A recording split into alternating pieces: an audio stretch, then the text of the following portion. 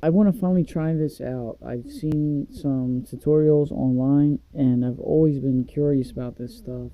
Keep in mind, though, you have to be at least 21 years old to make this and consume this. So, first thing is, apparently it has to be 100% juice. If it was apple juice, that juice, whatever.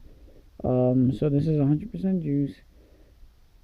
First thing I'll do is pour out a glass of this to give room for the chemistry that's going to go on here.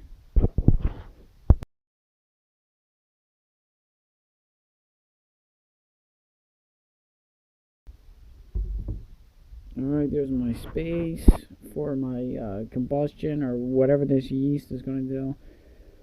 But before I get to the yeast, I will drink that for breakfast. That looks good. I'll set you to the side. And now we have to add 1 cup of sugar.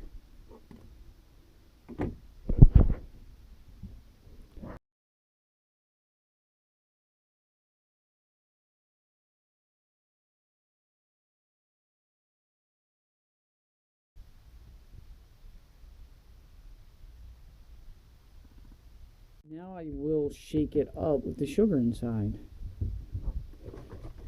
I'll do this until it's like dissolved totally. Alright, with the sugar mixed up in here, it got a little foamy. I'm going to take the cap off and we're going to add the yeast now. This is just pizza crust yeast, but I'm trying to make this as simple as possible.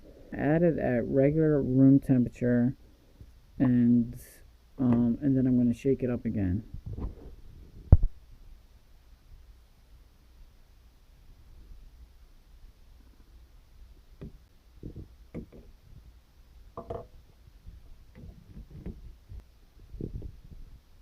I already hear some kind of sudsy reaction, some kind of sizzling, hissing sound. Alright, I've shaken it until the yeast has completely dissolved. And it's turned into like a darker color. It almost looks like tomato juice.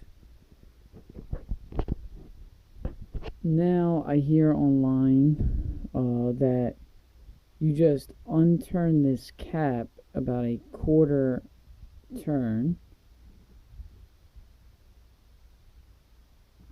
And then I'm going to put it in a dark place of the house with a consistent temperature, and it will ferment. They call this prison wine, I've heard. Thank the Lord I've never been to prison and had to make this myself. So it's like between 2 weeks and a month I see online. I'll know when I can smell that alcohol smell. Other people put like a balloon on here with a needle hole, and the CO2 that the yeast makes while it like eats the sugar, it'll make the CO2, and when the balloon like falls over, that means the wine's done. But I'm going to try it this way, make it the easiest way possible. Alright, so this has only been about a week, and I've had it in a dark, consistent temperature place. And you can definitely, I was shocked. I thought this was going to be a total failure, or, it actually doesn't work. But look, there is definitely the CO2 coming off of this. So the yeast is definitely consuming the sugar or whatever it does. So this is the wine about a month later. This is the date I bottled it, on Valentine's Day. How sweet. But anyway, yeah, so that's the day I bottled it, and it's March 11th right now, so it's about a month, and there's no more CO2 bubbles coming up. So I think that means it's ready. And you can see that the sediment is at the bottom. It's pretty clear. Now, this is an aquarium tube that I sterilized, and I'm going to use this as a siphon to siphon that bottle from there to here. Now, the reason you use a siphon is because there's a sediment on the bottom, and apparently you need to siphon it so it turns clear in your other bottle and not like have all the sediment floating around. I know this isn't the most aristocratic container to put it in, but then again, it's not going to sit around too long. I'm not going to bottle it like an expensive wine because I'm Irish, and this is probably going to be consumed pretty quickly.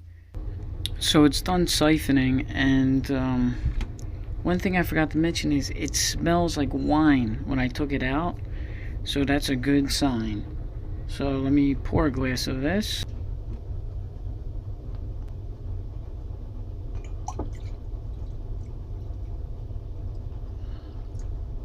And here it is, the homemade red wine. Wow, it's actually red, and let me, so the color looks like wine. Let me smell it. Wow, it smells just like wine. Once again, even it smells better now that it's out. Oh, and I just wanted to show you this. This is 100% apple cider that I made into a hard cider using the same chemistry here, basically sugar and yeast, certain measurement. That's already settled to the bottom. And if you really like this homemade wine, I suggest you make some and then bottle it, and then in the meantime make another one, and you'll always have some. And here's the mead, which is like an Irish honey wine. So you know that's going to make this little Irish lad happy. Got cinnamon stick, strawberries, and that was a certain recipe I saw online. That's also basically done fermenting. So in the first part of this video, I used a whole packet of yeast plus a cup of sugar.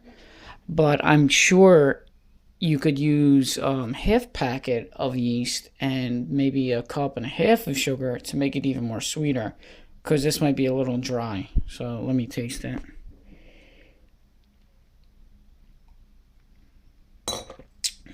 Wow, that's really good. I mean, it's a little bit dry, but also it's not far off from the realm of other wines that you buy at the store. I mean, I know this isn't going to make win any awards in the south of France or anything. However, for like such an inexpensive price and the fun of just making it yourself, you can have a nice wine and experiment. So I'm going to add more sugar and less yeast next time to make it less strong and more sweet, because this is probably like Mad Dog 2020. It's probably very powerful. Also, the big thing I want to stress out here is that this is only for people of 21 years or older to make this. And in Pennsylvania, our state laws are, I don't know, it's like in the hundreds of gallons one person can brew themselves. So I'm way under that. I'll never go even near 100 gallons, so I'm fine. So thanks for watching the video, and if you're like one of those like winos, I mean wine enthusiasts, then you'll like this. Have a good night.